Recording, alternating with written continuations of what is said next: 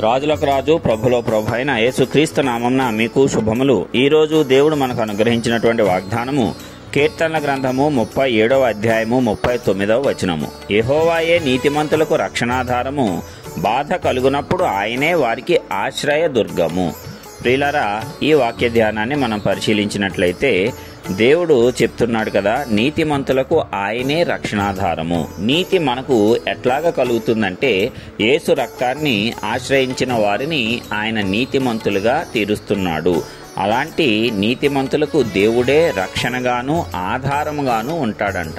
రక్షణ మనకు ఎప్పుడు కావాలి? మనం ఏదైనా విపత్కర పరిస్థితుల్లో ఆపదల్లో ఉన్నప్పుడు రక్షణ సహాయము కోసము మనము ఎదురు చూస్తూ ఉంటాము. అలాగే మనకు చేతకాని పరిస్థితుల్లో ఒక ఆధారము కోసం మనం ఎదురు చూస్తూ ఉంటాము.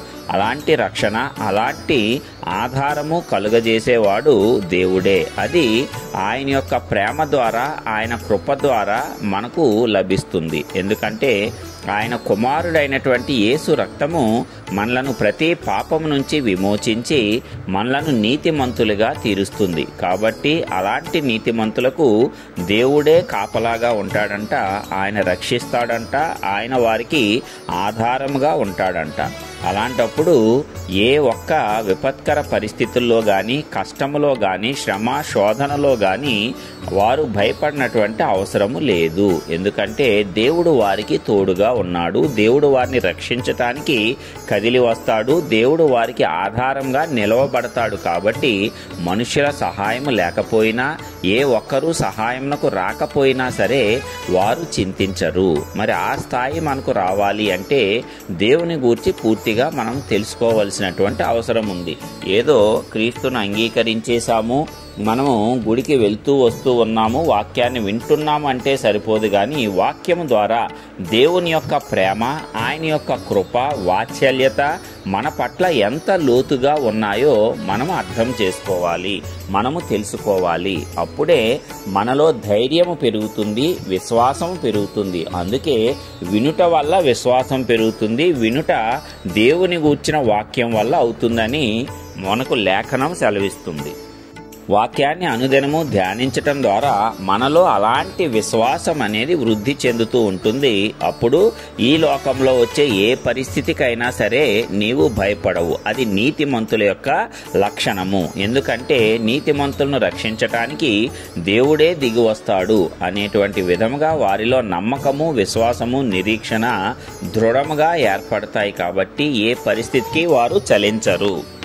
అదే విధముగా బాధ కలుగునప్పుడు ఆయనే వారికి ఆశ్రయ దుర్గముగా ఉంటున్నాడు. మనకు ఈ లోకంలో బాధలు కలుగుతూనే ఉంటాయి. అయితే అలాంటి పరిస్థితుల్లో కూడా దేవుడే మనకు ఆశ్రయముగాను, దుర్గము అంటే కోటగాను ఉంటాడు. మనకు రక్షణ కలిగిస్తాడు, మనలను కాపాడుతూనే వస్తాడు. కాబట్టి మనుషులు నిన్ను బాధ పెట్టినా, పరిస్థితుల వల్ల నీకు బాధ ఏర్పడినా సరే నీవు ఏమాత్రము కూడా చింతించవలసిన అవసరం లేదు. దేవుడే నీకు ఆశ్రయముగా ఉంటాడు. అయితే మొదట నీవు దేవుని యొక్క నీతిని పొందుకోవలసిన వాడవై ఉన్నావు. ఎప్పుడైతే దేవుని నీతిని పొందుకొని దేవునిలో నీవు ఎదుగుతూ ఉంటావో, ఆయన వాక్యాన్ని అనుసరించి నడుచుకోవటానికి నీ మనస్సును స్థిరపరచుకుంటావో, నిన్ను దేవుడు కాపాడుతూ ఉంటాడు. ఈ లోకంలో ప్రతిరోజు మనం పోరాటం చేయవలసిన వారమై ఉన్నాము.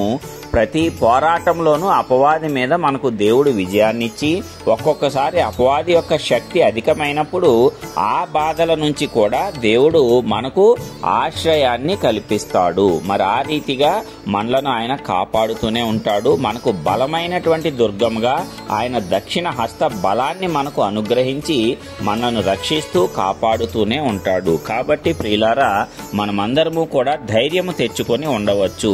ఎందుకంటే యేసును అంగీకరించిన వారందరి మీద కూడా ఆయన యొక్క నీతి ఆరోపించబడుతుంది. ఆయన రక్తాన్ని ఆశ్రయించుట ద్వారా నీవు నేను నీతిమంతుడిగా తీర్చబడతాము.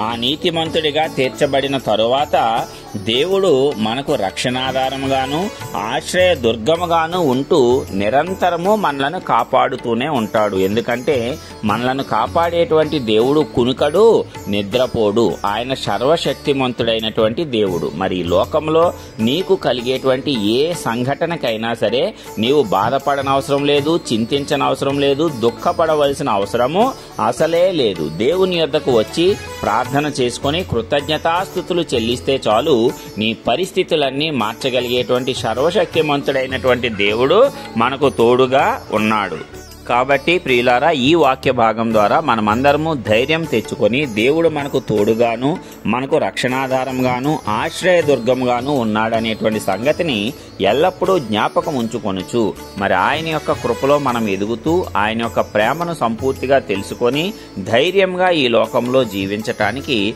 పరిశుద్ధాత్మ దేవుడు మనందరికీ కృపనివ్వాలని నజరేయుడైన యేసు నామమున ప్రార్థించుచున్నాను. ఆమేన్.